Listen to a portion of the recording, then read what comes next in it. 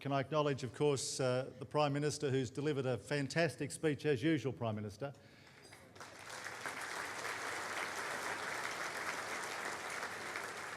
Can I acknowledge all of my parliamentary colleagues, but especially the Federal Leader of the Opposition's representative, Joe O'Hockey, and the Deputy Leader of the State Opposition, Linda Burney, which is appropriate.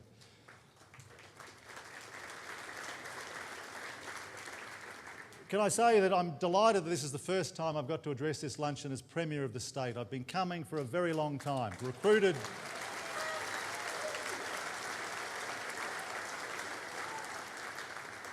recruited by a great Labor man, Brian Vaughan, when I was much younger and 50 kilos heavier, and I've enjoyed every one of them over the past number of years. But what I wanted to say was that I enjoyed last year's most of all, because you'll remember that the Minister for Children's Services or Community Services, Frances Fitzgerald, was the special guest last year. And when I met her out the back in the VIP room, I said immediately, "Can I rub you?"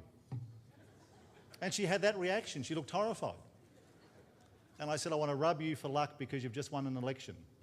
And so I just want to explain to the Prime Minister, and I want to explain to Minister Shatter today, that if you're manhandled by the Prime Minister, if you're manhandled by Joe Hockey, it's because they think that luck will rub off too at the next federal election campaign.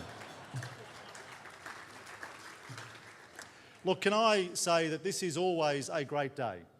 In fact, tomorrow's a great day too, but, you know, the Lansdowne Club, as wants the fiat of its president or High King of Sydney, Peter Brennan, will always have this lunch on a Friday. But it's a great day here, it's a great day around the world, because when you think about the size of Ireland, an island slightly bigger than Tasmania, it's had an extraordinary impact on countries around the world. And that's no truer than this country here.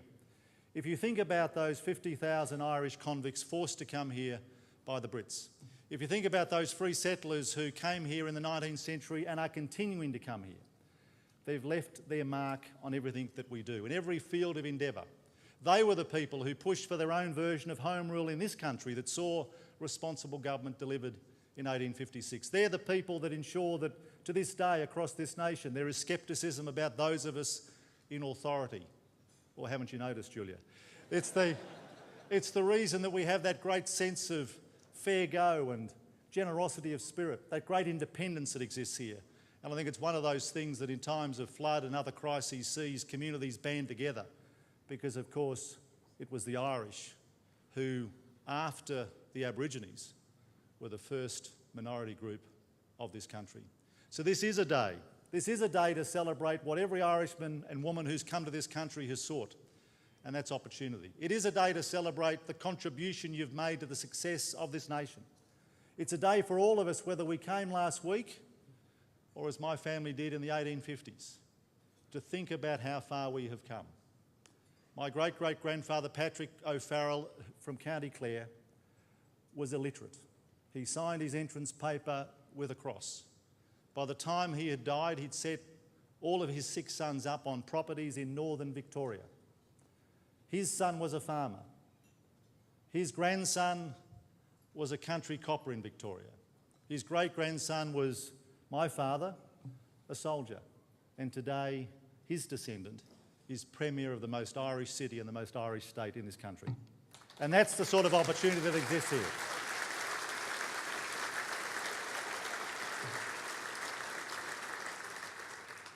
So I remember well coming here the first time. I remember meeting Brian and Patricia the first time. I didn't realise that one day they'd be electors in my own electorate, so I have to be very obedient to them both. I remember the succession of great consul generals and ambassadors that I've seen come through this luncheon and come through this state and through this nation. But I've never forgotten that first lunch, when the Irishman that I was sitting next to, probably down the back there, I notice I get a better seat these days, but I think it was down the back, said to me as a new MP, bright and shiny, full of himself, or at least full of something, that did I know what the difference between a politician and God was? And I didn't, and I said so. And he said, "God doesn't think he's a politician." But today, or at least tomorrow, everybody thinks they're Irish. Everybody in this country, the third of us who have some antecedents that are Irish. But I've seen some of my Lebanese friends in this room. I've seen some of my Greek and Italian friends in this room, and I'm sure there's the odd Chinese or Indian in this room, madam. And all of us, today and tomorrow, for however long this lunch goes, Peter, believe that we're Irish, acknowledge your contribution to the success of this nation, and know that that success will continue because of the multiculturalism that you've added, the multiculturalism the Prime Minister's talked about, and the great strengths that you've added. Erin go Bra.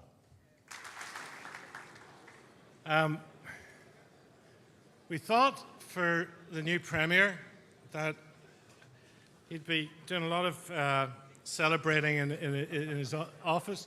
So we got some Waterford for him, and we have a selection of glasses. So Barry, from the Lansdowne Club, thank you very much once again, and it's great to see you here as Premier. Hang on, I'll open this. Get the phone over here for the photo.